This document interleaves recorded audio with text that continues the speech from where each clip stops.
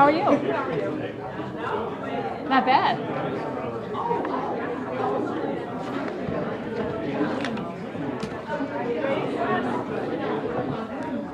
Hey. Okay, we got a long one today, so we'll go ahead and get started.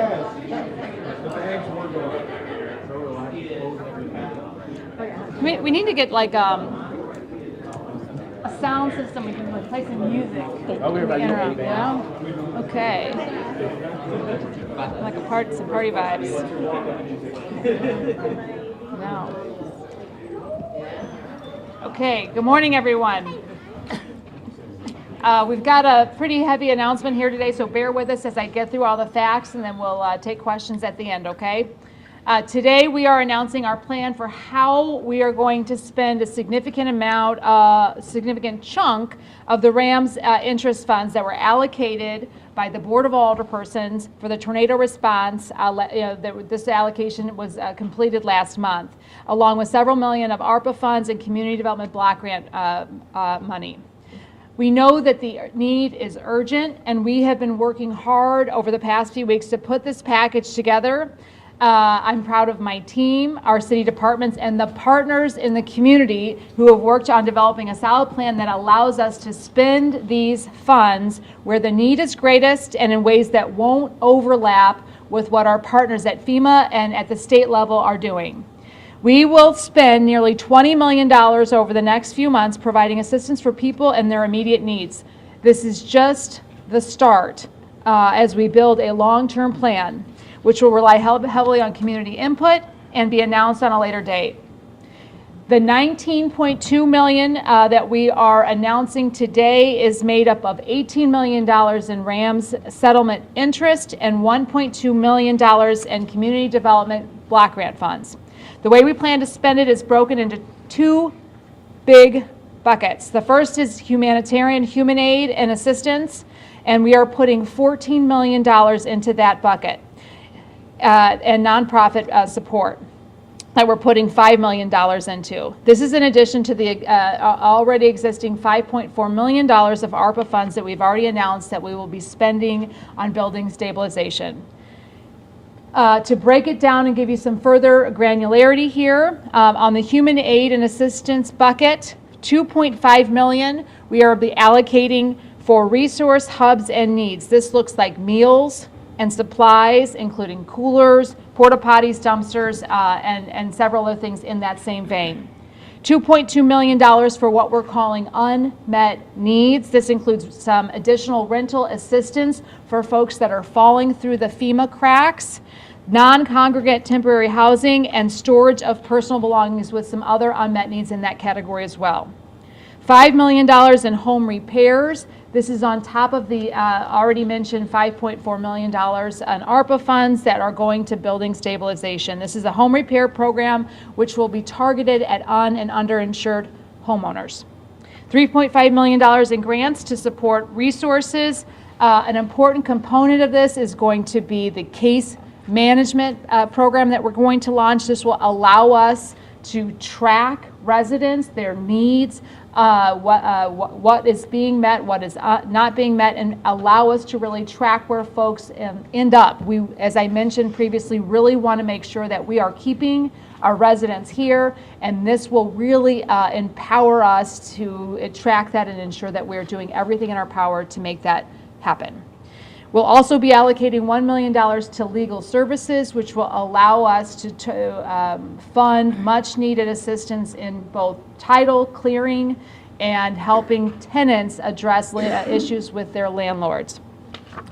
We've got $1 million allocated for cooling. We know that temperatures are already very high, but with the massive loss of tree canopy in the affected area, temperatures are going to be even higher than they already normally are in St. Louis summers.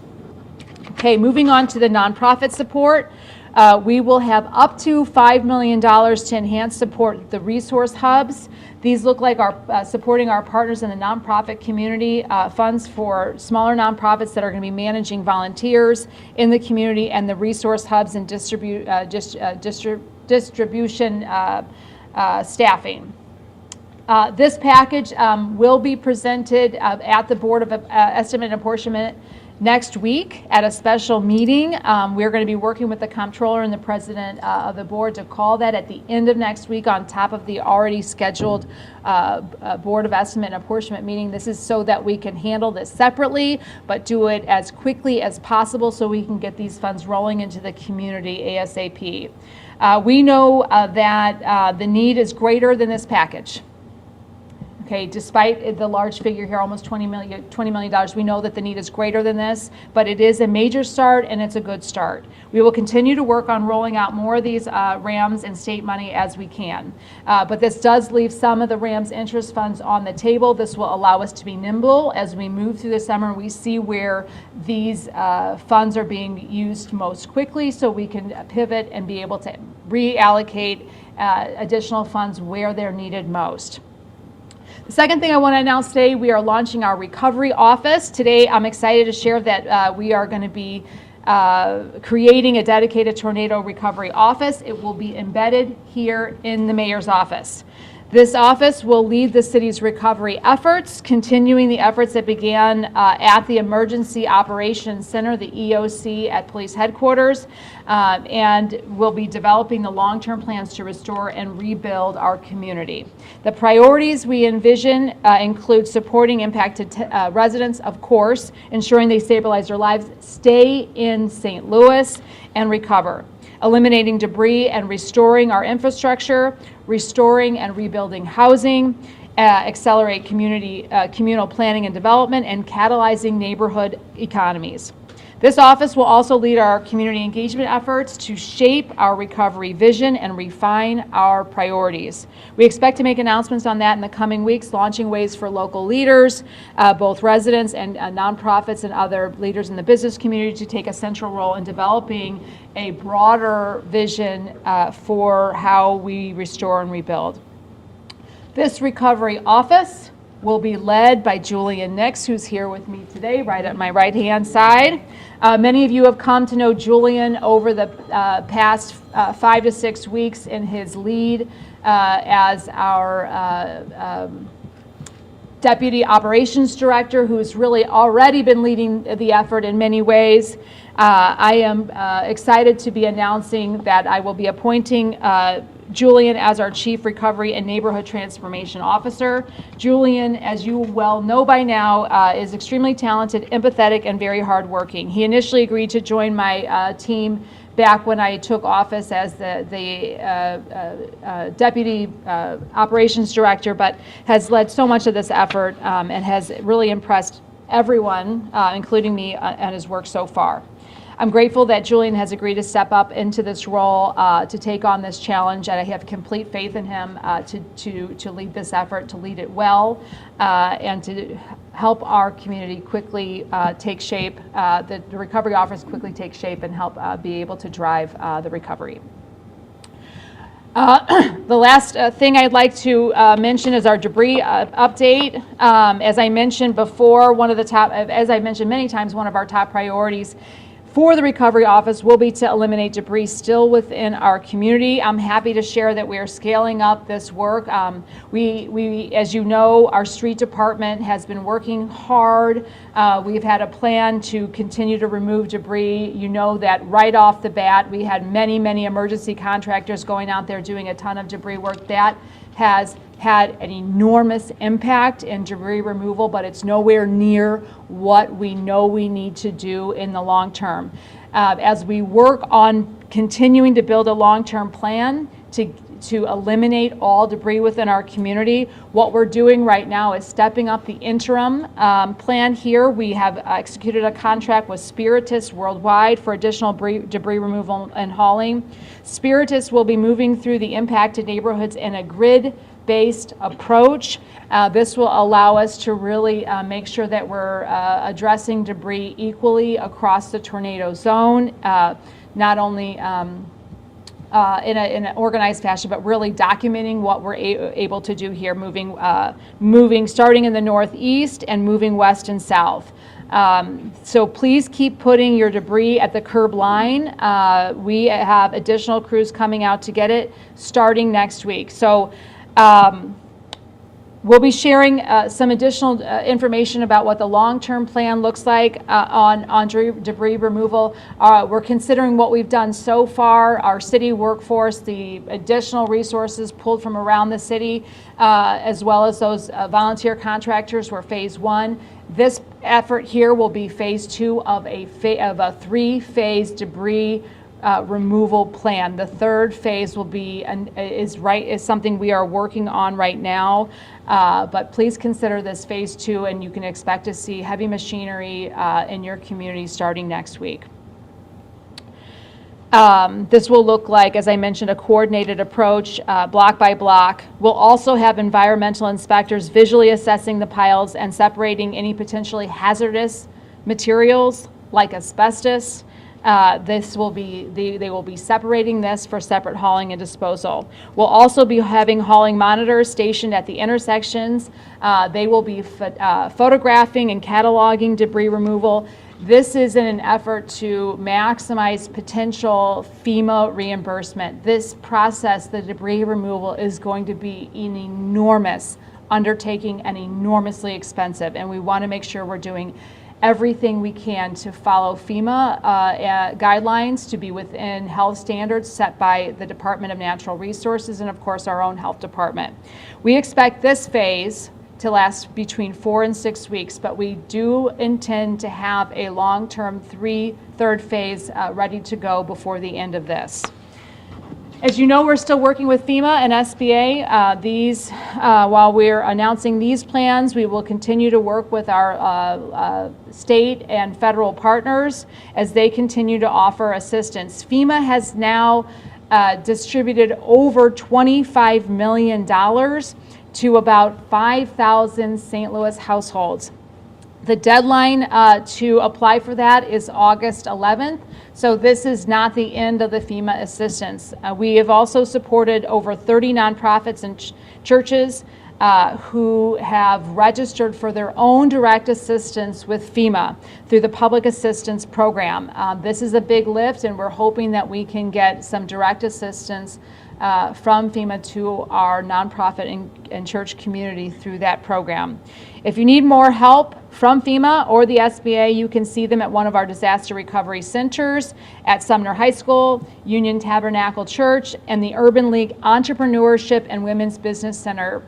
These are the three hubs we are keeping staffed and have the most have resources there. I particularly want to highlight that FEMA can and is helping with rental assistance, so please go talk to them about getting all the help you're eligible for. Tomorrow is that 1 month from the deadline, so please make sure you're doing that. Okay. That is the end of the long-winded information, but we're really excited about this. Julian, as I've mentioned, has already done an excellent job.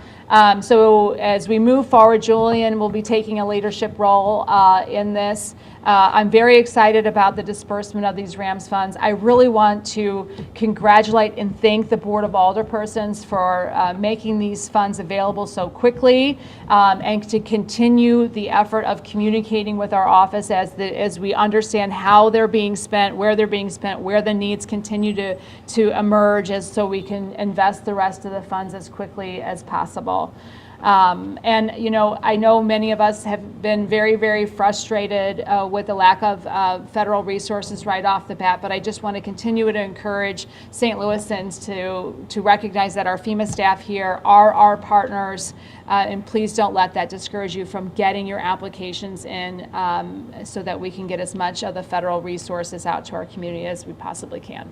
And with that, we will take questions. Mayor Spencer, yes. After the tornado, we had people going into the community to alert community members about resources available. Yes. Is that something we're still doing, so they're aware of this program and all the other programs that are available? That's a great question. Yes, we had anticipated once FEMA got involved that they were going to be doing some of that door-to-door. Those changes at the federal level while we were here made that not possible, but with some of these RAMS funds, we will be seeing some direct-to-community engagement, funding some of those efforts, because as we're seeing, even with those 3 resource hubs, We know that some of our residents, many of them are not mobile. They are continue to have fear from leaving their homes and that sort of thing. So we are looking to embed those resources more directly in community. Mayor, the rest of the RAMS money that was allocated for this, is that being reserved to potentially backfill some of Yes. these programs, or could that be used for something else that maybe in need? It could be used for something else, but we're really targeting to sort of backfill some, these things as we see. We are really making very educated guesses based on what we know and as I mentioned, partnerships on what the allocations and the buckets need to look like. But we also know that this is a shifting, moving target. So we want to be flexible in how we're able to allocate the remaining RAMS funds as we move through the summer. And how soon do you plan for the RAMS money, the funds, to be allocated? What we're doing with this, this announcement here today is allocating those funds. We're going to be putting them before the Board of ENA next week to make those allocations final, and we will be getting these programs up and running as soon after we're able to get them approved by ENA as humanly possible. Once they start getting dispersed out in the community and we can really understand how many folks are applying and needing the rental assistance, those other programs, we'll be able to better understand where we need to invest the remaining RAMS funds. Mayor Spencer, you mentioned the removal of asbestos. Do the stabilization efforts include surveying or inspection of homes of asbestos, and if necessary, do these funds include asbestos abatement? This is an excellent question. Right now, when I mentioned the asbestos and hazardous materials, this is as it relates to debris removal.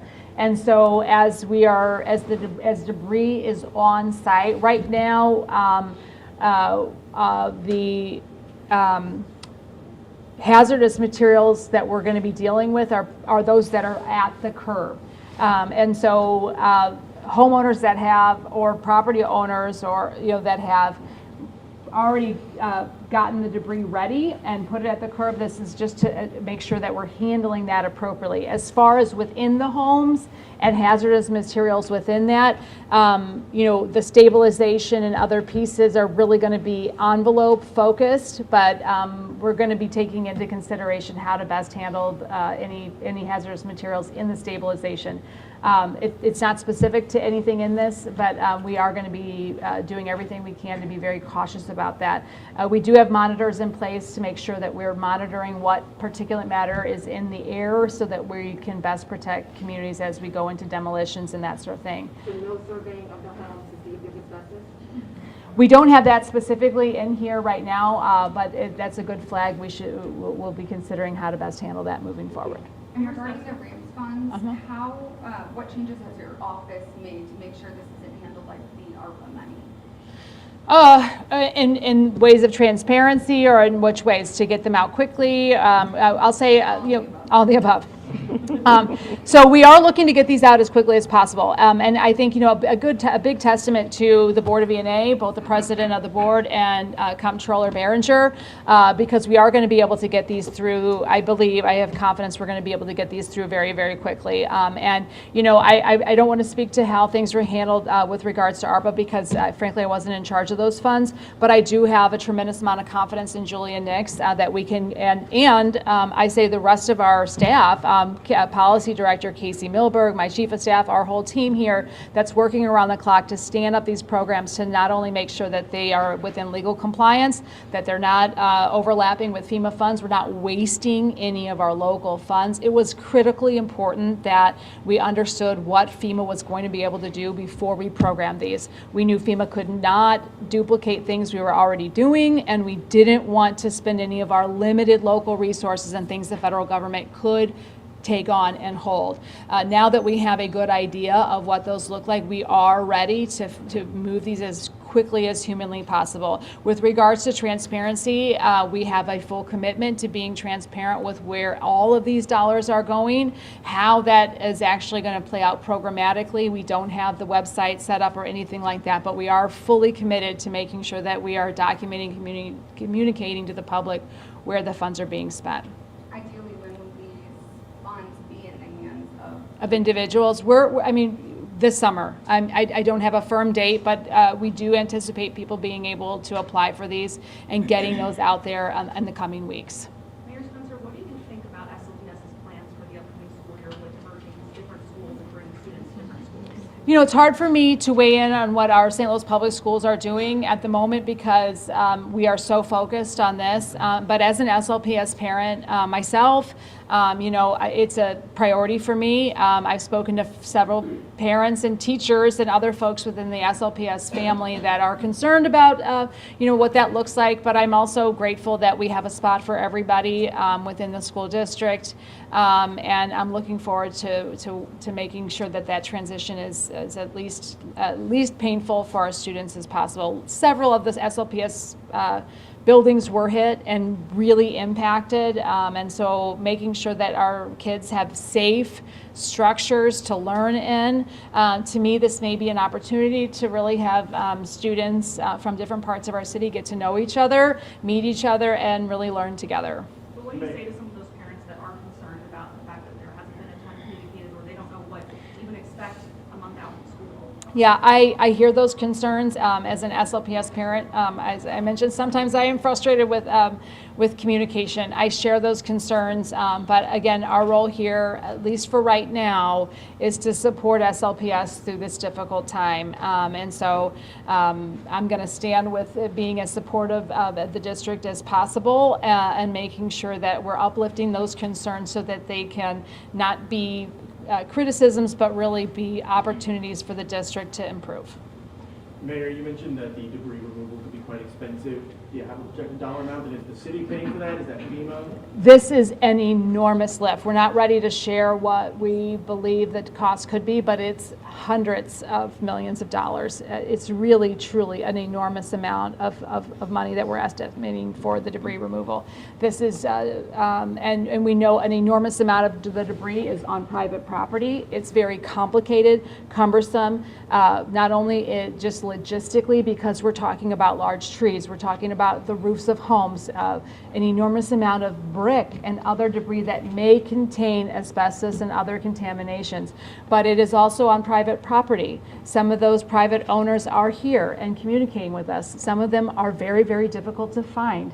So there's a very, very complicated process. We are working with FEMA, the Army Corps of Engineers, and our state partners to develop what that plan looks like, what those final cost estimations might be, and who is in charge of the overall program.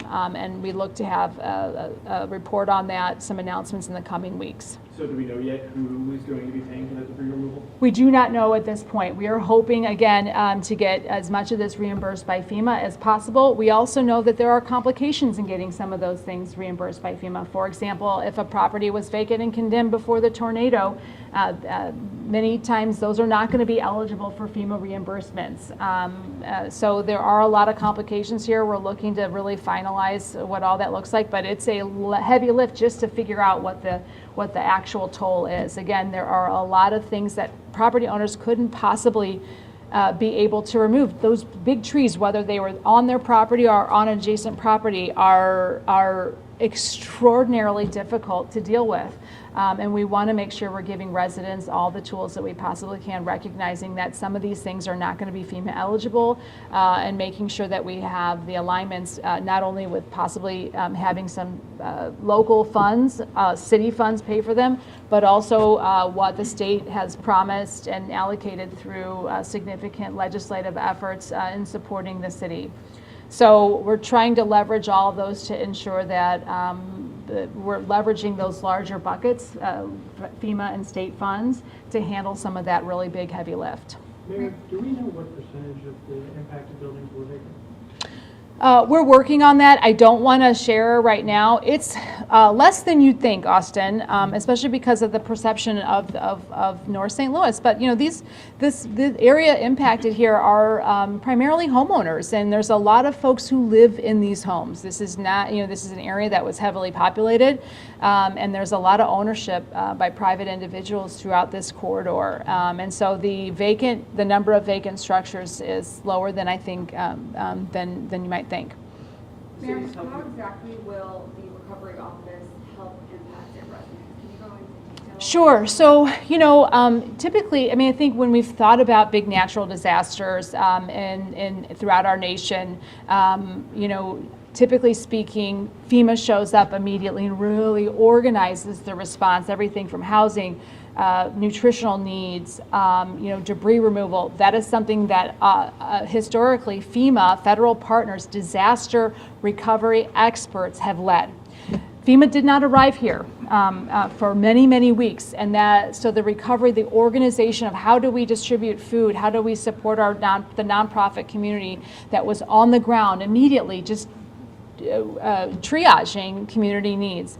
That is something that we held internally, as we move through this, we also recognize that the mayor's office, our city departments, also has an entire city to run, and so the recovery office standing up staffing in an office that is going to be primarily really dedicated and focused on addressing the needs of the tornado will allow not only the folks impacted by the tornado to have reliable partners that are going to be serving the needs of the tornado impacted community for the long term, but it also allows the city to be able to shift its focus more broadly to the city as a whole, because we also have hundreds of thousands of residents outside the tornado impacted zone that we also have to make sure we're serving the needs of. So it really allows that twofold, a really reliable, steady set of city employees that are focused on tornado while allowing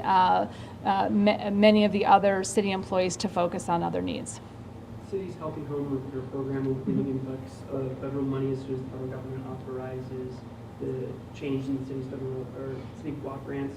How is the city working to ensure there is contractor capacity available? Yeah, that's an excellent question. This is something that's on our radar, the Healthy Home Repair Network. We've been in communication with them, and we're going to be communicating and working with that home repair network. We have a Healthy Home Repair program that our building division has historically run, as you probably well know, but there's also a network of community organizations that also are the recipients of some of that community development block grant money through our CDA that we have supported over many years. And we are hoping that this is an opportunity to really better coordinate the network of home repair program recipients, program administrators, and alongside of what our city has historically done. So we know that our city building home repair program is slotted to get additional funds, as are many of those other partners.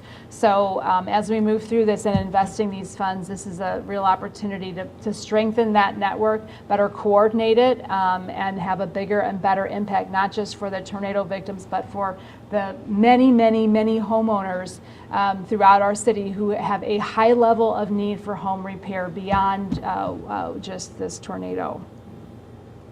So a lot of people are still in just the survival mode. When do you think it's going to be time for them to move on to, okay, let's rebuild? That's a great question. When the tornado struck, we really thought about this in 3 phases. The immediate triage, like you pointed out, life-saving, and just, the immediate response. Then there is, we're moving into the restoring phase where we're really restoring, and then the rebuild phase is what we're considering kind of the 3rd phase. These are not finite. They're not, one after another, but there's really a lot of overlap here as we are really solidifying this phase here of sort of restoring. We're also very much setting the stage to plan for the rebuild. The rebuild effort is very importantly, necessarily going to be led by community.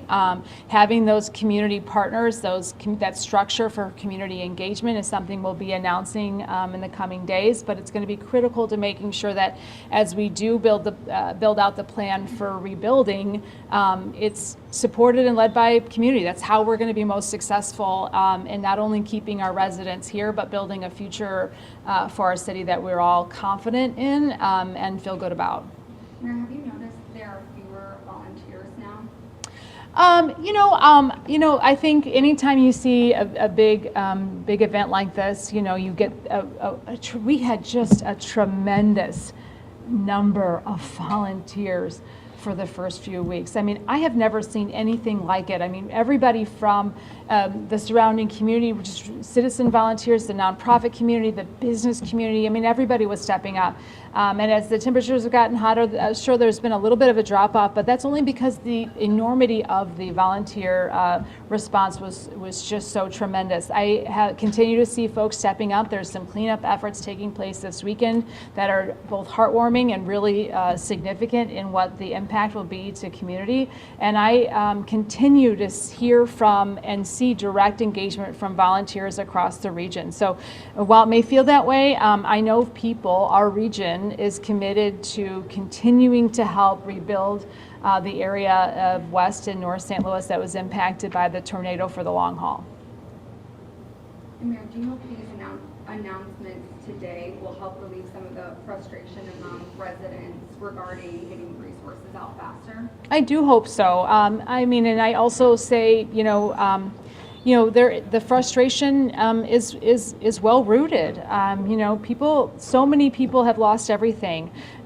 We also know that with these announcements, while these are significant, we are not able to meet all of the needs of our community. It's humbling and it's heartbreaking at the same time to know we are doing so much. This is a heavy lift, and we're truly proud of this effort, and I know that it will make a big impact, but moving forward, we'll continue to evolve our response and make sure that we're doing everything we can to not only invest the funds that we do have, but pull in those larger federal and state partners to continue to stand with us and do the work we need to do together. And frankly, we have had great partners across the state and the federal level.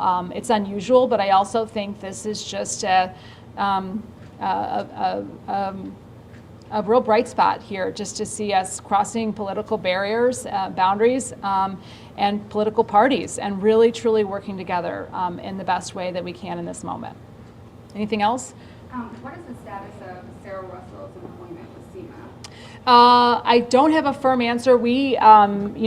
Sarah Russell was placed on leave sometime ago, pending both an internal and external investigation of both the tornado siren and some of the other issues immediately following the tornado. The internal investigation was completed about 2 weeks ago, maybe 10 days ago, and that dovetailed immediately into the external investigation, which as of my understanding yesterday is still ongoing, but should be concluding very soon here. So we should have some more information to share about that. I just don't have any additional information beyond what I just told you today. Are they still on paid administrative leave? Yes. Will you guys be releasing those investigations? We will, yes. I think it's important that we share that information with the public. I mean, absolutely, yeah. Have they fixed the sirens yet? The siren issue, yeah. Yeah, there were some that didn't work, even though we didn't push the button, but. That's true. There were several layers of the issues with the sirens. As I mentioned long ago, the button was not pushed. There was also a set of 2 different buttons, and there was a whole host of issues. It's my understanding that the internal workings, the button pushing and who's there to push it, has all been addressed. Captain Walk is here with us today and really led that effort in addressing that. There were some additional sirens that were A, impacted by the tornado, and B, there were some sirens that are just old and were not working well, regardless of the tornado. It's an old system. And, Sarah Russell had actually done some highlighting of that in many board briefings. We knew that there was some oldness, outdatedness to the system. But as we move through the response phase, building out SEMA, the city's emergency management system, is a priority for the recovery office, for our city, and we will be embarking upon what really a fully staffed, better prioritized emergency management team as far as staffing and funding looks like, but we don't have that prepared at this time. There was money allocated in last year's budget to improve on the system. I know that wasn't implemented yet. Have you guys talked about when that will be implemented? We have talked about it. We don't have an answer. That's true. We did have funds that were allocated and not deployed, and we're looking how to best make sure we do that. We're trying to triage. It's on our list for sure, and it is a priority, but getting these funds out was our top priority as we kind of get these moving and get the recovery office staffed. We have our leader in place, and we'll be fully staffing that office in the coming weeks, but those are things that are certainly on our to-do list and will be done. The Okay. president's indicated he doesn't want FEMA to continue existing. Could you explain this without FEMA? As I've mentioned hundreds of times, there is no way that our city can hold this tragedy alone. No city is set up to handle a calamity the size of an EF tornado that touches down within city limits for more than 8 miles, covering almost 10 square miles of our city proper.